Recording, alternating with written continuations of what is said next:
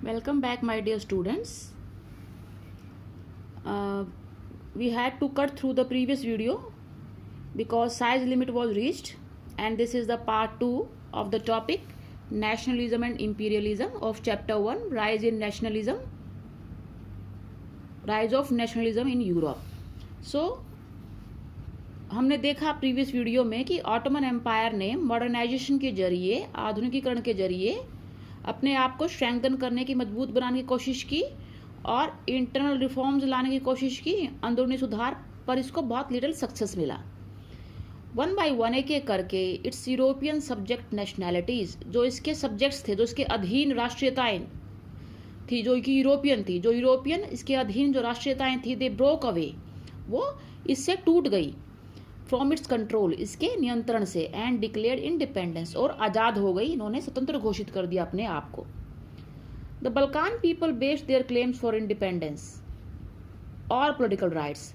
अब जो बल्कान लोग थे, उन्होंने अपने स्वतंत्रता के लिए और राजनीतिक अधिकारों के लिए जो क्लेम्स थे, जो उनके दावे थे, उसका आधार किसको बनाया? और नेशनैलिटी, अपनी राष्ट्रीयता को, कि हर बल्कान नेशनैलिटी को अपना अलग नेशन फॉर्म करने का और अपने हिसाब से रूल करने का राइट है, अधिकार है।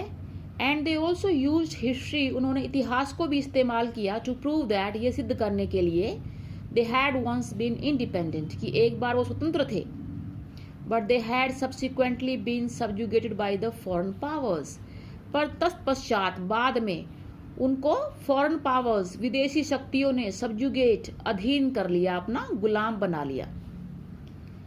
Hence the rebellious nationalities in the Balkans। अब बल्कान्स की ये जो राष्ट्रीयताएं हैं, जो अलग अलग क्षेत्र हैं, ये सारे के सारे, ये सारी राष्ट्रीयताएं रिबेलियस हो गई हैं, विद्रोही हो गई हैं। They thought of their struggles as attempts to win back their long lost independence, कि वो पहले इंडिपेंडेंट थे, बाद में सबजुगेट कर दिए गए, गुलाम बना लिए गए। तो अब अपने स्ट्रगल्स को, अपने संघर्षों को उन्होंने उन प्रयासों के रूप में देखा कि वो अपनी लंबे समय से जो खोई हुई स्वतंत्रता है, उसको विन बैक, उसको वापस पाने की कोशिश कर रहे हैं। As the different Slavic nationalities struggle to define their identity and independence, जैसे ही अलग अलग जो स्लाविक जो राष्ट्रीयताएं हैं, उन्होंने संघर्ष किया कि वो अपनी पहचान को और अपनी स्वतंत्रता को परिभाषित करें। धीरे धीरे वो संघर्ष कर रहे थे, अपनी आइडेंटिटी को, पहचान को असर्ट कर रहे थे, दावा कर रहे थे कि हम अलग एक नेशनैलिटी हैं, we are a separate nation. The Balkan area became an area of intense conflict, जो बल्कान क्षेत्र है वो एक बहुत ही गहरे तनाव का क्षेत्र बन गया।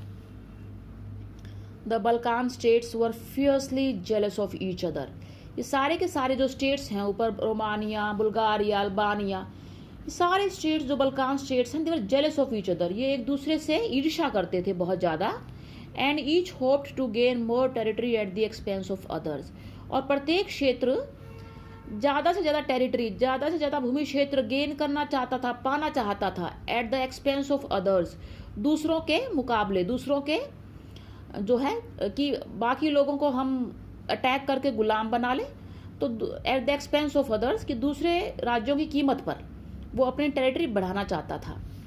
And matters were further complicated, और ये सारा मामला और भी ज़्यादा जटिल हो गया, because the Balkans also became the scene of big power rivalry, क्योंकि जो बल्कान क्षेत्र था वो बिग पावर राइवलरी, बड़ी बड़ी जो शक्तियाँ थी, यूरोपियन शक्तियाँ, उनमें भी आपस में प्रतिद्वंद्विता थी, उसका भी वो जो है क्षेत्र बन गया। अब बल्कान क्षेत्र में बिग पावर राइवलरी क्यों है? कौन कौन सी पावर्स थी जो बल्कान क्षेत्र के ऊपर अपना कंट्रोल रिटेन करना चाहती थी, उसको बढ़ाना चाहती थी?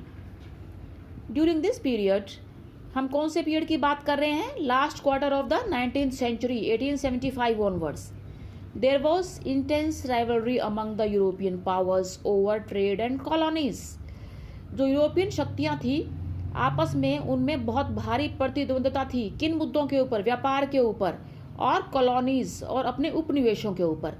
आपने देखा था बेटा 8th क्लास के अंदर कि कैसे धीरे धीरे यूरोपियन कंपनीज, ब्रिटिश कंपनी हमारे देश में एक ट्रेडिंग कंपनी बन के आई थी, ऐसे ही सारी यूरोपियन पावर्स जो हैं अलग अलग देशों में ट्रेडिंग कंपनीज बन के जा रही थी, व्यापार करने के लिए जा रही थी, और उन देशों के जो पॉलिटिकल सिस्टम को कैसे उन्होंने अपने कब्जे में कर लिया कि वो अपनी मर्जी से व्यापार के नियम लागू कर सकें, ट्रेड कर सकें और वर्ल्ड पावर बन सके। तो एग्जाम्पल हमने हमारे देश का पढ़ा था 8th क्लास में। हमारा देश कैसे ब्रिटेन की कॉलोनी बन गया, उपनिवेश बन गया।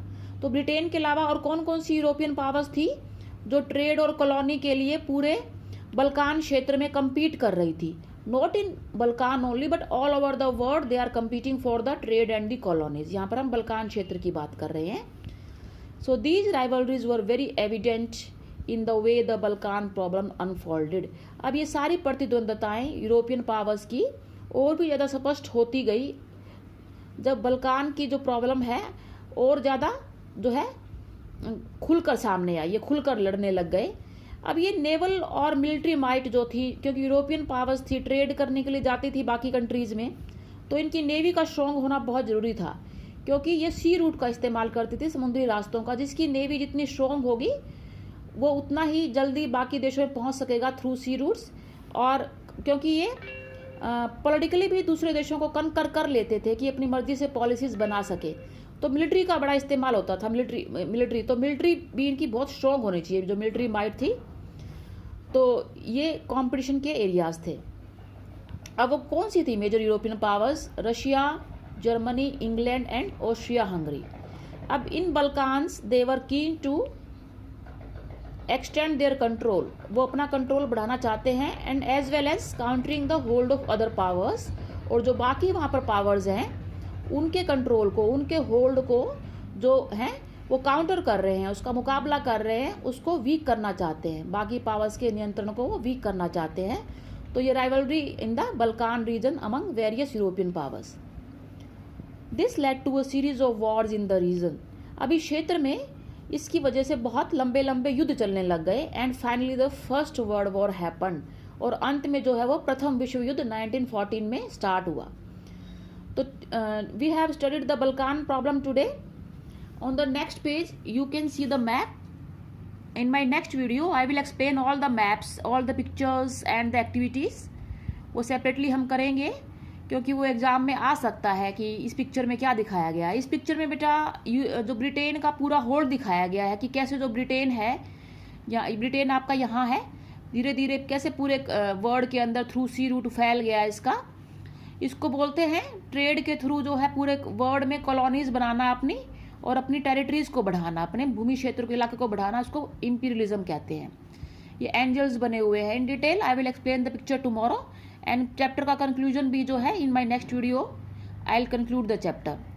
इसमें कुछ जो आपकी जो है ये पिक्चर्स भी रह गई हैं, एक्टिविटीज़ के आंसर्स भी रह गए हैं, ये भी हम डिस्कस करेंगे नीचे।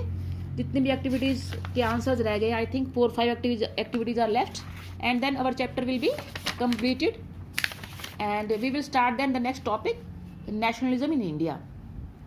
Till then you enjoy reading this part of the chapter, and bye.